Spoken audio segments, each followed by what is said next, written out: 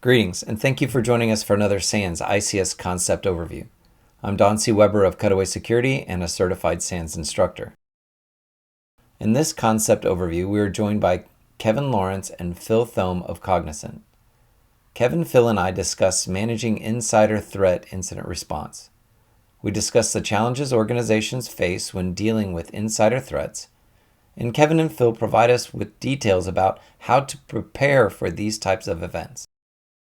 If you enjoyed this video and the topics we cover in the SANS ICS concept overviews, be sure to like and subscribe to this channel.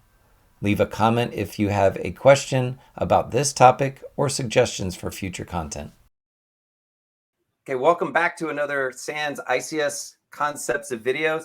This time I'm joined by Kevin Lawrence and Phil Thome. These are good friends of mine from my days in the United States Marine Corps. They happen to go into the technology field just like I did. And I was catching up with them the other day, and I realized that they are involved with detecting and responding to insider threat. So both Kevin and Phil are experienced in understanding some of the activity that's associated with it and managing that process. So, to start off, Kevin, why don't you go ahead and introduce yourself, who you work for, what you do, and how you got into it. Well, Don, thank you for having us. I really appreciate you taking the time to talk about a subject that's been part of my life for most of my life, over about 35 years. So my background is counterintelligence. I'm currently working for Congnizant, leading their insider threat program. And my background is Marine Corps counterintelligence, and then I worked 6 years.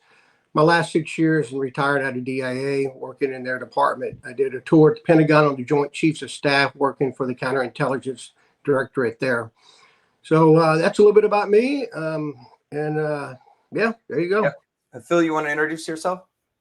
Sure. I'm Phil Thome. I also work for Congnizant as a senior director in the Insider Threat Office.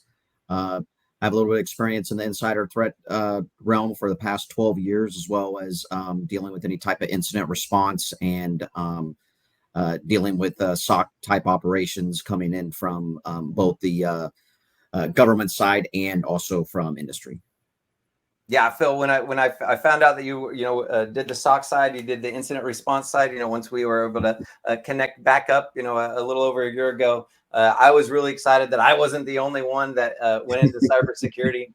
And, we know how all of our brothers have played out, but, it was good to find out I'm not alone in this industry. So, Absolutely. yeah. So, we prep by talking about a few things, and there's a couple things that I want to make sure that we bring out, Kevin, that we talked about. So can you help us understand kind of what goes into insider threat detection, identifying those instances that where we need to investigate a little bit further? What are some of the indicators that there might be an issue? And then once you detect those, and I know you can't go into too much specificity, but if you can talk about when you get some of those events, alerts, how you get them, where they're coming from, and the playbook that you described to me, if you can outline that playbook just a little bit, the logical process for that, seeing the investigation from beginning all the way through to the closing it out. I think that will help people understand what it takes to manage kind of that insider threat and so forth. Yeah, Don, it's that's a lot of things to discuss. If you really want to talk about a good insider threat program from cradle to grave, I would start that in having a good insider threat program is you got to have the right mindset, and you need to have the right structure. And what I mean by that is you should use a multidisciplinary approach of technical and non-technical capabilities, leveraging all your assets in your company. If you're prevented from doing anything in your company, then you're not going to have a full understanding of the scope and breadth and depth of your insider threat within your corporation. You just have those limitations. Another thing that hurts, and I'm just going to touch base on that, is the tools. If you don't have an insider threat tool dedicated for your insider threat, it's tough. So what you do then is what we try to do when we work in these organizations that don't have an insider threat tool dedicated to them, is getting integrated and aligned across your entire enterprise architecture. It's globally, wherever you're located at, all facilities, all your whole network, all the tools and technologies that you possibly can have access to. Leveraging any DLP systems that are in your network, leveraging a Splunks or SIMS, those types of tools, leveraging those to be able to have those alert you when you identify insider threat behaviors, the insider threat triggers. What we're looking for is things that are known to be potential, and we always say potential because you don't know until you've investigated it, a potential insider threat. And there are known behaviors, there are triggers that you look for. A lot of those things are very similar to just basic security concerns that the company looks for. I would say that the difference, and I'm just going to preface with this, the difference from just a regular investigation as opposed to an insider threat investigation is really determining the why behind the user's activities, not just determining they did it and then you basically see a problem, you stop a problem, you move on. We see that potential. We have a playbook, as Don, as you mentioned, that we use every time from cradle to grave. We have standard procedures. We don't just pick and choose. There has to be parameters, there has to be requirements, and we plug all that into it. So when we are alerted of a potential insider threat, that could come through various different means. It could come through a telephone call, an email, or through a trigger through a tool like a DLP. Once we are notified, then we take action. Now, that's not the preferred way to where you respond. We like to be proactive as well. A lot of that can really be resolved in what I would call predictive analysis.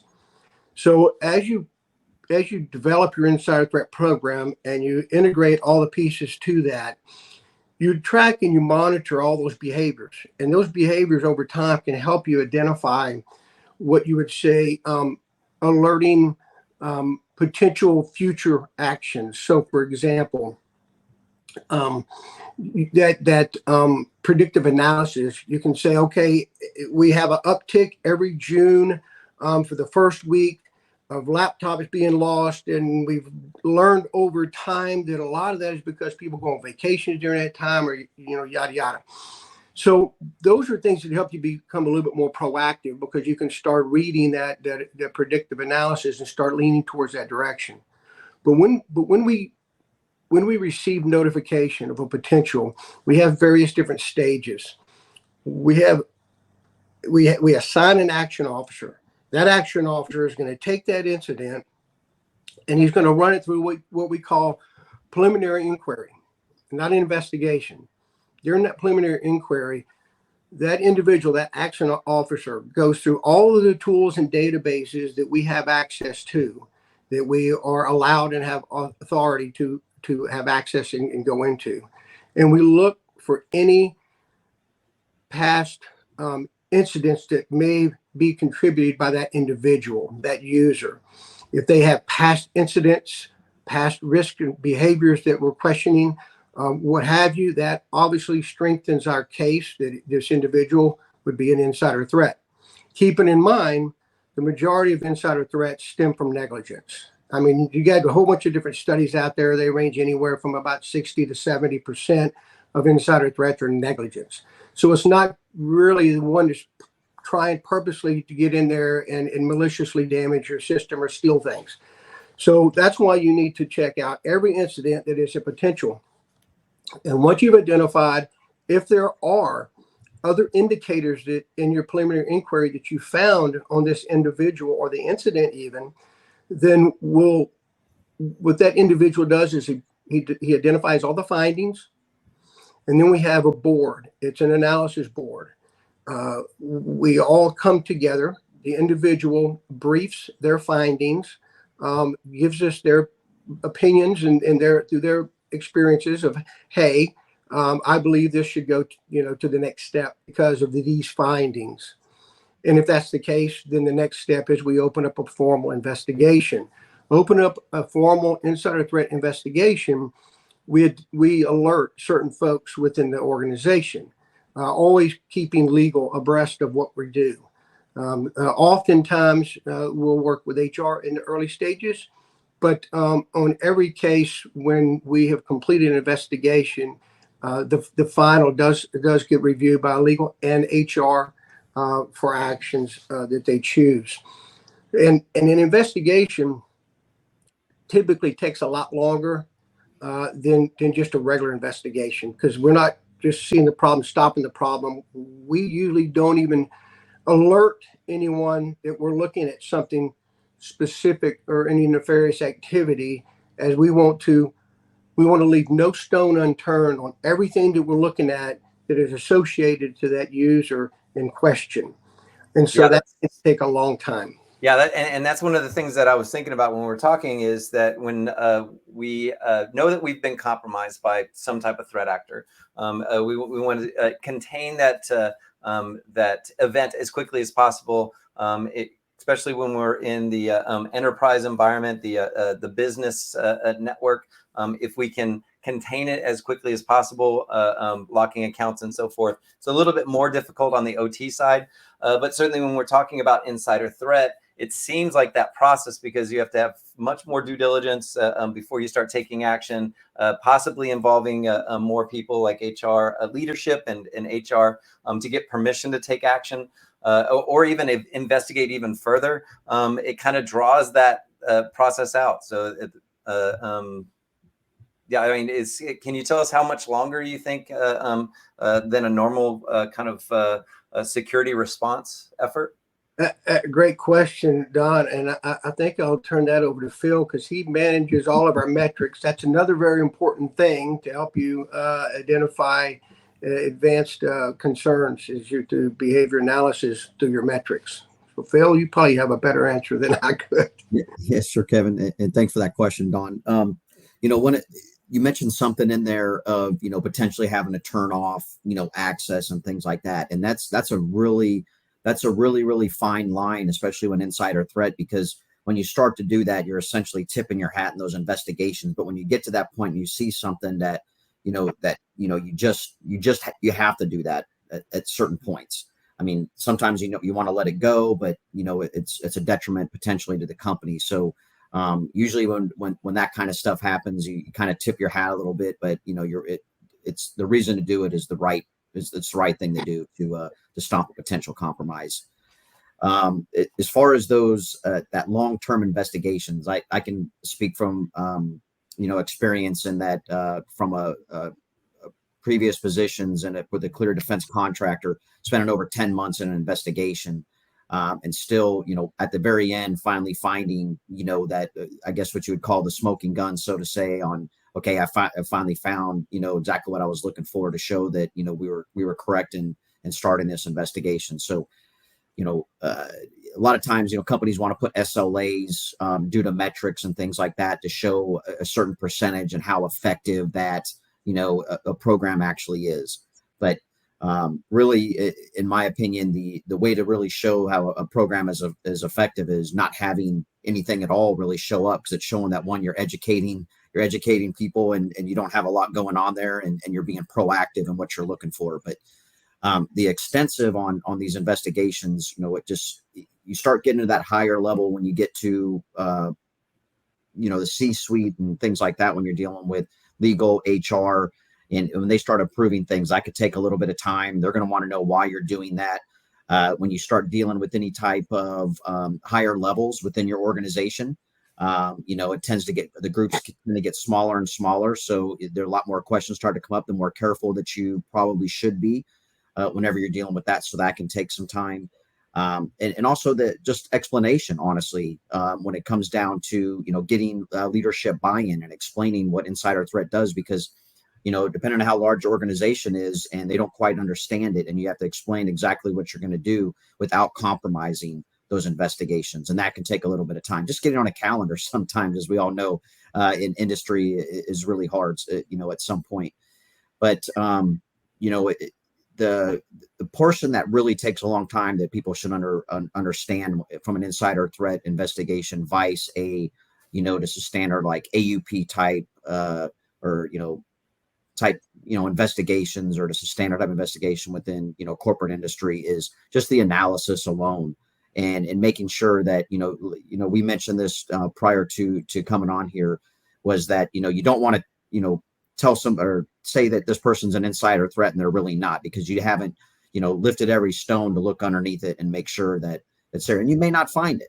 Yeah, you may spend 10 months and it may turn up to be absolutely nothing. And I mean, a lot of times that's always my concern is we have the threat actors, number one thing to do to once they get in is to get the credentials, as many credentials as they can, and certainly we have that gives them the remote access, that gives them access to other data and capabilities and so forth.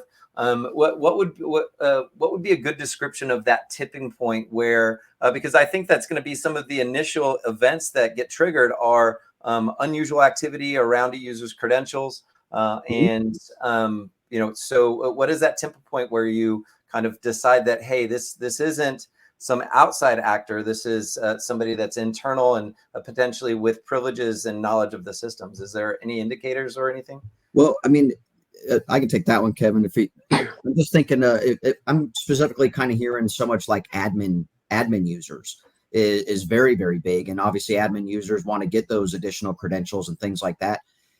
If a company has a strong or a real mature type insider threat program that's out there, they should be able to see a lot of that stuff coming in. As a person continually getting these different, certifications, but what are they getting them for? Is a company continuing to pay for them so that they can, continue to move on with that company? Or are they going out and getting on their own? Are they asking questions to find out if they can move up higher and higher in the company? Or are they just trying to get those credentials to gain access? So if it's to gain access, then yeah, we have questions on that. Is it part of your job? Is it something that your manager is, asking you to go and do? Are they telling you to do it after hours, during working hours, things like that? So yeah, again, I haven't worked in a company environment for about 4 years, and I forget about those access requests, like the request. I mean, like, yeah, I could when I was working on certain things, I could just fire off an access request. Hey, can I have access to this specific area? Add these to my credentials. And certainly there was some checks in place, but especially as the information security manager, a lot of times they didn't ask too many questions because they figured it was a security thing. So I didn't even think about that would be one of the indicators. So that's pretty interesting. To that point, Don, just dovetail on that, kind of the concept that we use, if we've determined that it is best to disable someone or recommend disabling someone, that is because we want to do the 3 stages that we all know: stop the bleeding, protect the wound, and treat for shock, right? And that's kind of our concept going into this. Is this going to bleed out, so to speak? Is this incident, is this what we've identified, is this going to really be damaging? And then we, by caution, make that recommendation. So I really want to call out the point that that your team is specifically protecting Congnizant, and that, I mean, it's not while your teams, your SOCs and stuff like that provide information into other companies, your client companies' programs, but this is actually protecting your clients from inside, not only protecting your own assets, but in turn protecting access to your clients' data, permissions, and stuff like that. So, it's can you help us understand a little bit about that, how it got spun up and how it's helping your clients? Yeah, another good question, Don. So we work closely with corporate security, work closely with all the different entities across the company. Without getting into the details, specific details, we always have a relationship with our clients, maybe not directly, but maybe indirectly through employees that interface with the client. So that's one thing that we do. We're notified of every incident that comes into to the company. A good insider threat program should have access to everything. I've had folks tell me that, which I was quite surprised, and I was nicely surprised that they're like, "Hey, insider threat, you should have access to everything that this company has." By us doing that, we can better protect everything, all assets, not just the company's brand, our clients, our whole organization and its people. It's not an easy task. So there's a lot that goes into that. A lot of communication, between your team and other entities across the company. And I would have to put a shout out. We have a team of 11, and Uh-oh.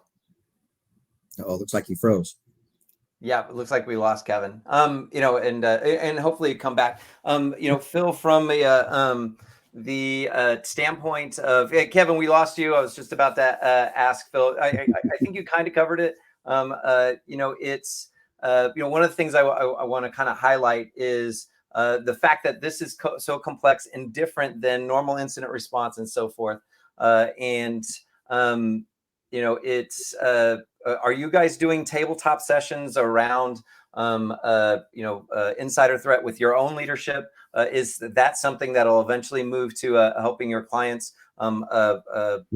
consider this type of program within their own organization, fed by your stuff? So is there what do you want to say about tabletop sessions to help improve the insider threat program? So actually, a huge fan of any type of tabletop exercises for any company that's willing to take the time and train their teams up to something that comes up like that, because that just gets out that education. There's been plenty of studies that are out there that you can go online and read them from, some very big institutes that are out there that have done all these, different things that say, education. And we all know that.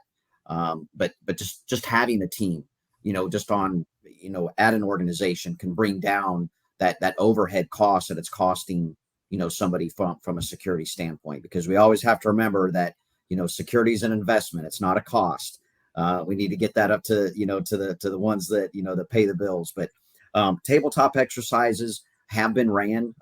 We are the Insider Threat Office is incorporated into all of security tabletop exercises, whether it's something that we're not going to be involved in or have to even say anything about, because we still want to hear what's going on, and there could be something that we could provide, in those tabletop exercises, whether it could be something as reminding in a table exercise, did we remember to turn off a badge to an access to a facility? Even though physical security is there, but they have so much stuff going on, possibly in that exercise. Did we remember to turn off access to, email or, to the client? How many laptops do they have? Just things like that. They might be thinking from an insider threat perspective. And then later on, how can we recover the asset?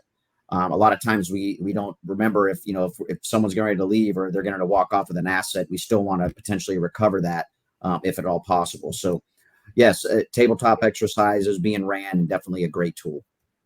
Sorry, Excellent. I dropped there. No, it's fine. It's easy, I think that Kevin, everybody understands connectivity issues, so we're just glad you made it back for the rest of the conversation. Well, I heard real quick, Don. I heard Phil talk about tabletops. Did you mention red teaming, things like that, Phil? We didn't. We just mentioned the tabletop exercises that we have recently, went through and been part of. Yeah. So by red teaming, are you meaning like actually doing setting situations up where you're generating the type of activity that to help do the detection and ensure that your alerts and triggers and people are following the process? Testing our capabilities, running scenarios. Those are good things too, to test your insider threat program, how well it's it's alert and identifies those potential behaviors. One other thing too is, and I don't know if this has been mentioned, but One thing that helps in the communication across your company is standing up and like an insider threat stakeholder committee. You can title it whatever you want, but it's bringing to bear all those key individuals at a very high level, so they can spread that down to all their folks. And it's a reoccurring, whether you have it once a month, once a quarter, or as needed. It's sharing what you know of the insider threat against your corporation, what you've been seeing and hearing and dealing with, and you can share that to the leadership that are in key positions to help impact the company. And that also can reduce insider threat behaviors just by, Phil had mentioned earlier, education and awareness. Yeah, and I mean, yeah, and Phil and I were talking about like the tabletops that you do to for getting people into the program. You mentioned at the beginning before we started your two favorite points about this, educating the employees and then also educating leadership. Were you covering a part of that there, or is there some more that you wanted to say about those 2 points? No, I just wanted to add the stakeholder level. It brings it a different, a whole different perspective, a whole different level. Also, by doing that, if the younger and lower level employees see that senior leadership level takes it serious and it's important to them, they in turn will do the same for the most part. So it helps, in addition to your training. Awesome. Excellent. So we covered playbooks. We've called, tabletop sessions. Is there any example that would help people understand, and I know you can't get into specifics, and maybe you can pull from some previous knowledge about the importance of having this program, and because this industry kind of really likes those use cases. What was that use case? What is an actual example so that they can put some context around it? So is there anything either one of you can describe? Yeah, I'll hit a couple, and then Phil, I'd like you to hit a few if you want. So what is seen, I think, across the industry right now, primarily because of what COVID has, brought to us, a lot of folks working from home, working remote. So it's what we're seeing across the industry is people that are not who they say they are. Maybe people that are outsourcing their own work somewhere else. We have at previous employee, in one of my previous employees, we had people actually the same individual having two EIDs, 2 laptops and 2 badges, and was collecting 2 paychecks at the same company. Wow. And that was at a previous company of mine. We also one of the things that's tough. It's really tough, and the bigger your company, the tougher it is managing employees, managing the hiring. To really understand who you're hiring. And again, the pandemic has caused a lot of hardships there. But other ones are when you do hire people. I've ran into the same situation in the previous employer I had, where obviously, even looking through the resume, you find gaps in a resume that should be alerting. As a result of 2 of those, one particular case, the individual was actually wanted by the FBI, and he had been with our company for over 2 years. We didn't know until the FBI directly contacted me and said, "Hey, does this person work for you guys?" Yes, he does. Long story short on that, we met with the Bureau, put together the plan, went and met the individual. I introduced myself to him to ensure that it was the proper person. And then I escorted him into a room to talk to him and handed him over to the FBI, and he was arrested on the spot. Wow. It was for network abuse, negligence. What at the time I think was somewhere around $30,000 or $40,000 worth of potential damage to that company's network where he had worked at previously. So, working with the FBI, as Phil said, some of these cases can take over a year because you got to be very methodical. You got to make sure you do it right. And there's, I'd say the uptick right now is just deals with hiring. People, are they really who they say they are? Because again, you're working remote, and there's a lot of things that people can do that can mask themselves, and they're not the real person. So those are some tough ones. Phil? Sure. Again, going back to a lot of studies, insider threats on the rise. It has been for several years. I mean, you can go just by look at any study, and it's going to tell you anywhere between 35 to 45%, constantly year after year from, I think it was like 2016, I think is some of these studies. So it's continuously on the rise. And we know it's pretty much not going to go anywhere because everybody wants what other companies have without wanting to spend the money, right? Mm-hmm. But one of the big things is we have to remember is negligence and the unwitting insider. We constantly see a huge uptick, and we've seen this big paradigm shift when it comes down to people leaving these companies and not staying for long tenures, and they want to take that information that they've spent maybe a year or two helping out developing something within that company, and not realizing that they were being paid during that time frame and think that information is theirs, and really it's confidential or proprietary information from the company they're working with. Next thing you know, they're sending out this stuff to their Gmail and Hotmail accounts, trying to take it with them or putting in a thumb drive. So again, they may not believe that that's an insider threat, but could be unwitting because they don't know if that information should be there. And that goes back into the training and some of those policy violations from the company. Mm-hmm. So that's definitely something that gets seen, probably on a daily basis, probably from just about every single company that's out there. I would have to venture to say. Excellent. Well, we're coming up on 30 minutes. I could keep going with all of my questions, but we definitely need to kind of cut it off here. I want to say thank you very much, both of you, for first of all, every opportunity I get back, with y'all is awesome. It's great to see y'all again. I'm going to put your LinkedIn in the show notes on the YouTube channel. That way they can reach out. People can find you and reach out to you via LinkedIn. And then if they have any other questions, especially, especially around Congnizant, if they're Congnizant clients and want to understand your program a little bit better. I can't express enough how much I appreciate it. And actually, I'm going to challenge you both. It's, the industrial control arena needs some of this information. They need to understand this, how they're going to, hold their vendors and integrators accountable, what they should have expectations, especially for those programs that they're allowing to remote access in. So I'm hoping that they're going to be standing up programs like yourself, not only to protect their own intellectual property and assets, but also to protect their clients. So first, I'm glad Congnizant's doing it. It's extremely important in this day and age. But I'm hoping that y'all will consider talking at some of the conferences at the SANS ICS Summit, S4, which is going down in Miami, and there's a lot of other industry conferences around control environments. I think they would benefit from it. So we'll reach out and I'll talk to you about that later. But before we go, Phil, any last minute thoughts?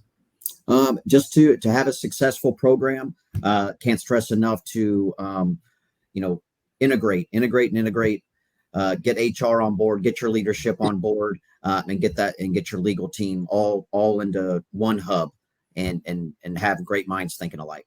Yeah, and it sounds like having those relationships with law enforcement as well is important. Absolutely. Mm-hmm. Yeah. So, Kevin, any last minute thoughts? Any that you want to leave the people with? Sure. Thanks, Don. Kind of to Phil's point, I echo that to have a really good, strong organization, insider threat within your organization is really being able to deliver to your employees the importance of it and helping them understand it. That's usually the challenge. My whole career in counterintelligence, folks that weren't counterintelligence, they didn't understand it. It's always very difficult trying to educate someone in a 30-second elevator spiel. And often that's what it comes down to. So communicating to the folks, educating them, helping them truly understand the importance of it and what it can cost if you don't have one. Those things help. Something like the ROI of what it's going to cost a company if you don't have something like that. So I think my last parting thought there, Don, is it may not be mandatory right now for every company to have an insider threat, but I feel that it's not too far down the road. And if it isn't mandatory, I would highly recommend that you have something that's similar to an insider threat at the very least, or you probably won't survive in the near future. Yeah, have that tabletop session, even if it's a part of your normal incident response. It is a different incident response than dealing with external threat actors. So True. awesome and great points. So thank you very much for showing up, and you guys have a great week. Okay. Thanks. Thank you. Thanks, Phil. Thank you for tuning in to another concept overview with the SANS ICS and Cutaway security teams. Please let us know if there are other topics you would like us to cover in the comments below. If you enjoyed the content, please be sure to like and subscribe to the SANS ICS YouTube channel. This has been Don C. Weber of Cutaway Security. Go forth and do good things.